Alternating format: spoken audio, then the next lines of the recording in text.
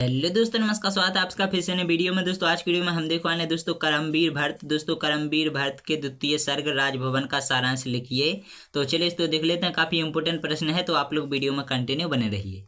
तो ये रहा द्वितीय सर्ग राजभवन। तो चलिए दोस्तों देख लेते हैं। दोस्तों कैकई अपने भवन में चुपचाप अकेली बैठी हुई थीं और दोस्तों भरत के आने का समाचार पाकर वह पुत्र का स्वागत करने के लिए उठी और दोस्तों उसने प्रसन्नता से भरत का मस्तक चूमकर आशीष दिया और कैकई देश का कुशल मंगल पूछा।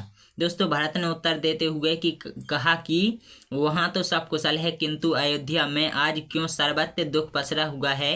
पिताजी राम लक्ष्मण माताएं आदि सब कहाँ हैं। तो दोस्तों क्या उन्हें नहीं पता कि भरत आ गया है। दोस्तों कैकई ने संयत स्वर में भरत को महाराज दशरथ की मृत्यु का समाचार सुनाया और इस दुखद समाचार को सुनते ही भरत अपने आप को संभाल नहीं पाए और मूर्छित होकर गिर पड़े। दोस्तों तब कैकई ने धीरज धारण करते हुए भरत को संभालते हुए कहा कि जब भाग्य विपरीत होता है तब किसी का बस नहीं चलता।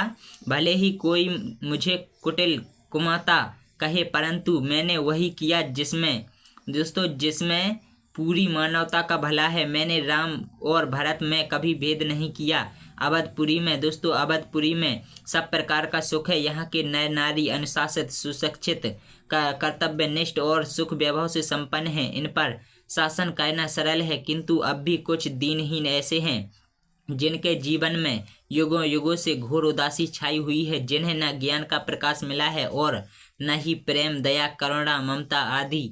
उन्हें हम नीच चमार कहकर दूर भगा देते हैं, किंतु मानवता के नाते उनका उद्धार करना राजा का कर्तव्य है। और राम यदि राजा बनकर अवध में ही रह जाते तो मानवता का उद्धार नहीं हो सकता था। इसलिए मैंने पहले वचन में तुम्हारे लिए अवध का राज्य मांगा और दूसरे वचन में राम के लिए 14 वर्ष का वनवास मांगा।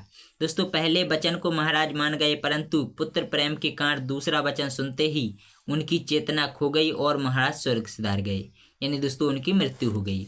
दोस्तों कैकई भरत को समझाते हुए कहने लगी कि महाराज को श्रवण कुमार का वध करने पर मुनि दंपत्ति को यही श्राप मिला था कि उनकी मृत्यु इसी भांति होगी, किंतु भरत महाराज की मृत्यु और राम वनगमन के लिए स्वयं को ही दोषी मानते हुए विलाप करते हैं। तो दोस्तों ये तो हो गया जो हमारा प्रश्न है उसकी बारे में बात। और अगर आप लोग नहीं जानते श्रवण कुमार के श्राप के बारे में, तो दोस्तों हुआ क्या था कि एक बार श्रवण कुमार अपने माता पिता को कुछ यात्रा, मतलब इतना तो मुझे ध्यान नहीं है, मतलब उतनी जानकारी भी नहीं है। एक बार क्या हुआ कि श्रवण कुमार अपने माता पिता को चारों धाम की यात्रा के लिए निकल पड़े थे। तो दोस्तों एक बार क्या हुआ कि उनके माता पिता को प्यास लगी थी, तो श्रवण कुमार से उन्होंने कहा, और उनके माता अंधे थे तो उन्होंने कहा कि बेटा जल भर कर लाओ। तो दोस्तों श्रवण कुमार जल भरने के लिए गए और उन्होंने जब जो मतलब महाराज दशरथ थे, इनका कोई मतलब इनके राज्य में कोई तालाब होगा, तो जब इन्होंने उनके तालाब से जल भरा तो डुब डुब की आवाज़ आई और इन्होंने महाराज दशरथ ने सप्तवेदी बाण को चला दिया।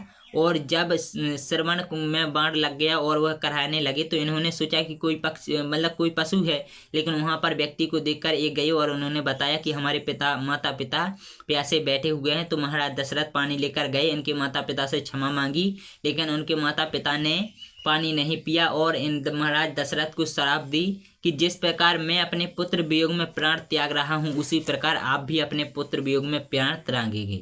तो दोस्तों यह भी एक कारण रहा है कि भगवान राम को वनवास झेलना पड़ा, क्योंकि दोस्तों अगर वह वनवास नहीं जाते तो मतलब पुत्र वियोग में महाराज की मृत्यु होना बहुत आवश्यक था, नहीं तो ये श्राप पूरा नहीं हो पाता। तो दोस्तों पुराने ज़माने में काफ़ी सत्य था और काफ़ी चीज़ें थी। तो बाकी दोस्तों आप लोगों ने तो यह प्रश्न देख लिया है। बाकी दोस्तों आप लोगों को वीडियो कैसी लगी कमेंट करके जो बताना। अगर वीडियो पसंद है, वीडियो के साथ साथ कहानी भी आप लोगों को अच्छी लगी तो कमेंट करके जो बताएं। चलिए तो मिलते हैं अगली वीडियो में, तब तक के लिए नमस्कार, जय हिंद, जय भारत, वंदे मातरम दोस्तों।